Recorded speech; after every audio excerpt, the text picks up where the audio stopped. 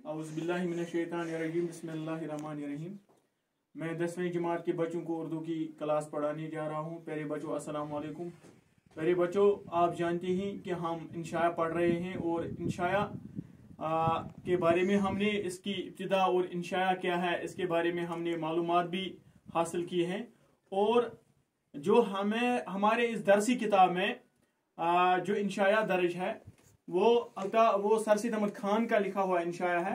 और सर सैयद अहमद खान की हालात ज़िंदगी और अदबी कारनामों पे भी हमने कल एक लेक्चर दिया और उस पर भी मालूमात हासिल की। तो आज हम सर सैयद अहमद खान साहब का लिखा हुआ इंशाया जो हमारे इस किताब में दर्ज है वो पढ़ने जा रहे हैं। उसका नाम है खुशामद। तो खुशामद पढ़ने जा रहे हैं हम आज।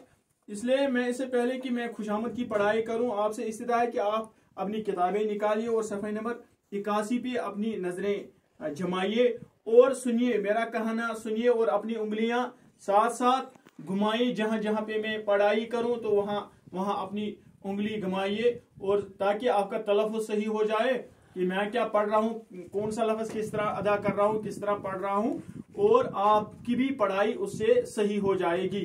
आखिर में जो भी अल्फाज इसमें मुश्किल आ जाएंगे उनका मैं माना भी साथ साथ बताता चलूं, और जिन जिन का मुझे लगे कि इनका माना भी लिखना है तो वो मैं बोर्ड पे लिखते जाऊं। खुशामद। दिल की जिस कदर बीमारियां हैं इनमें सबसे ज्यादा खुशामद का अच्छा लगना है। जिस वक्त इंसान के बदन में ऐसा मादा पैदा हो जाता है जो वबाई हवा के असर को जल्द कबूल कर लेता है, तो इसी वक्त इंसान मर्ज मुहलक में गिरफ्तार हो जाता है। इसी तरह जबकि खुशामद के अच्छे लगने की बीमारी इंसान को लग जाती है तो इसके दिल में एक ऐसा मादा पैदा हो जाता है जो हमेशा जहरीली बातों के जहर को चूस लेने की ख्वाहिश रखता है। जिस तरह की खुश गुलो गाने वाले का राग और खुशाइन बाजे की आवाज इंसान के दिल को नरम कर देती है, इसी तरह खुशामद भी इंसान के दिल को ऐसा पिघला देती है कि हर एक कांटे के चुभने की जगह इसमें हो जाती है। अवल यह होता है कि हम अपनी आप खुशामद करते हैं और अपनी हर एक चीज को अच्छा समझते हैं, और आप अपनी खुशामद कर कर अपने दिल को खुश करते हैं। फिर रफ्ता रफ्ता औरों की खुशामद हम में असर करने लगती है। इसका नतीजा यह होता है कि अवल तो खुद हमको अपनी मोहब्बत पैदा होती है, फिर यही मोहब्बत हमसे बागी हो जाती है और हमारे बैरूनी दुश्मनों से जा मिलती है। और जो मोहब्बत वो मेहरबानी हम खुद अपने साथ करते थे वो हम खुशामदियों के साथ करने लगते हैं, और वही हमारी मोहब्बत हमको ये बतलाती है कि इन खुशामदियों पर मेहरबानी करना निहायत हक और इंसाफ है। जो हमारी बातों को ऐसा समझते हैं और इनकी इस कदर करते हैं कि हमारा दिल ऐसा नरम हो जाता है और इस किस्म के फुसलावे और फरेब में आ जाता है, तो हमारी अकल खुशामदियों के मकर फरेब से अंधी हो जाती है और वो मकर फरेब हमारी बीमार तबीयत पर बिल्कुल गालिब आ जाता है।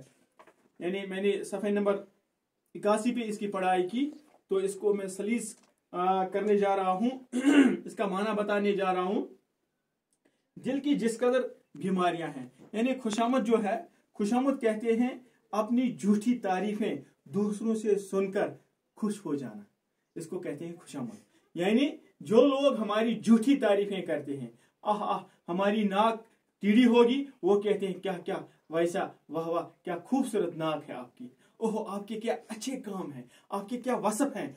अगर हमें खुदा ना करे झूठ बोलने की आदत हो तो हम अपने इस झूठ बोलने से लोगों को धोखा देंगे। लेकिन जो हमारे दोस्त या दुश्मन, अगर दोस्त होगा तो हमारी रहनुमाई करेगा, हमें बताएगा कि आदत आपकी अच्छी नहीं है, लेकिन जो हमारे दुश्मन है ये हमारी इस झूठ की तारीफें करेंगे, कैसे आपने इसको बहकाया है, क्या बात बताई है। यानी जब हम ये सुनेंगे, ये झूठी तारीफें हमारी कर रहा है, जब हम ये झूठी तारीफें सुनेंगे तो हम खुश हो जाएंगे।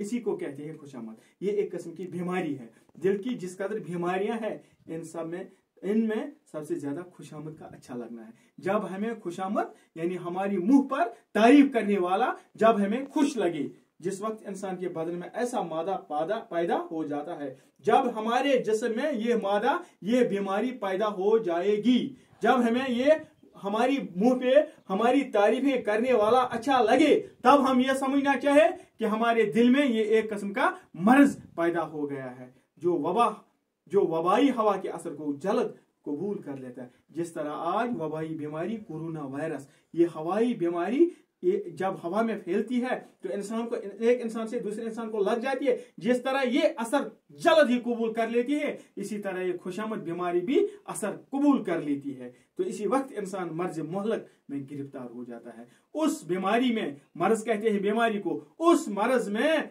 मुब्तला हो जाता है जो मर्ज मोहलक, हलाक करने वाली बीमारी, जो बीमारी इसको हलाक कर देती है, उसमें गिरफ्तार हो जाता है। इसी तरह जबकि खुशामद के अच्छे लगने की बीमारी इंसान को लग जाती है, और ये बीमारी जब इंसान को लग जाती है, ये खुशामद की बीमारी, तो इसके दिल में एक ऐसा मादा पैदा हो जाता है जो हमेशा जहरीली बातों के जहर को चूस लेने के ख्वाहिश रखता है। तो इसकी आदत सी हो जाती है, मैं किससे अपनी तारीफें सुनूं तो उसी के पास जाने लगता है ये, क्योंकि इसे एक आदत सी हो जाती है।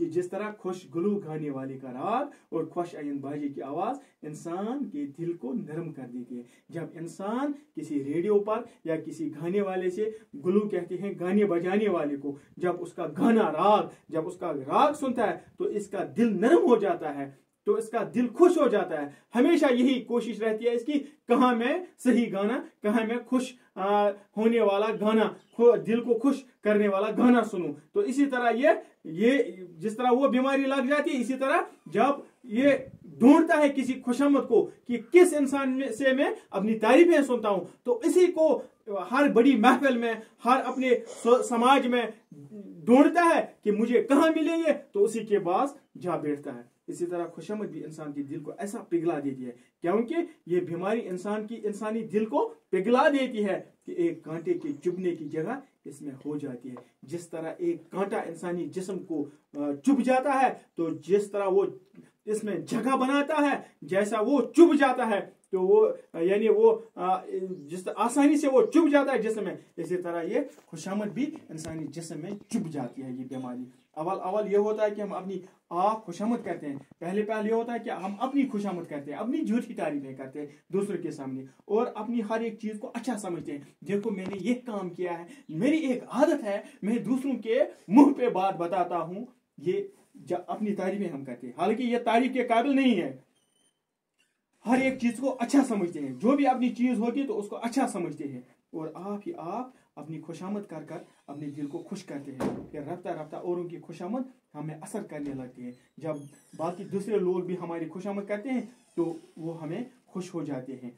इसका नतीजा ये होता है कि अव्वल तो खुद हमको अपनी मोहब्बत पैदा होती है, और हमें अपनी मोहब्बत किस वजह से मोहब्बत पैदा होती है, हाँ मैं बहुत अच्छा इंसान हूँ, मैं ये काम करता हूँ, मैं वो काम करता हूँ, फिर यही मोहब्बत हमसे बागी हो जाती है, और ये हमसे सरकशी करती है। ये हमारी अपनी मोहब्बत जब हम अपने आप को अच्छा समझने लगे तो ये बागी हो जाती है, ये दूर भागी जाती है, ये सरकश हो जाती है, और हमारे बैरूनी दुश्मनों से जा मिलती है, दूर जाके जो हमारे दुश्मन है उनसे जा मिलती है। और जो मोहब्बत और मेहरबानी हम खुद अपने साथ करते हैं, जिस तरह से जो मोहब्बत और मेहरबानी हमने अपने खुद के साथ की, वो हम खुशामदियों के साथ करने लगते हैं। हम दूसरे खुशामदी, फिर वही मेहरबानी हम दूसरे खुशामदियों के साथ करें, और वही हमारी मोहब्बत हमको ये बतलाती है कि इन खुशामदियों पर मेहरबानी करना निहायत हक और इंसाफ है, क्योंकि उन्होंने हमारी खुशामदियाँ की है, उन्होंने हमारी झूठी तारीफें की है, तो हम समझते हैं अपना हक है, उसने हमारी तारीफें की है, तो क्या हुआ, मैंने झूठ वाला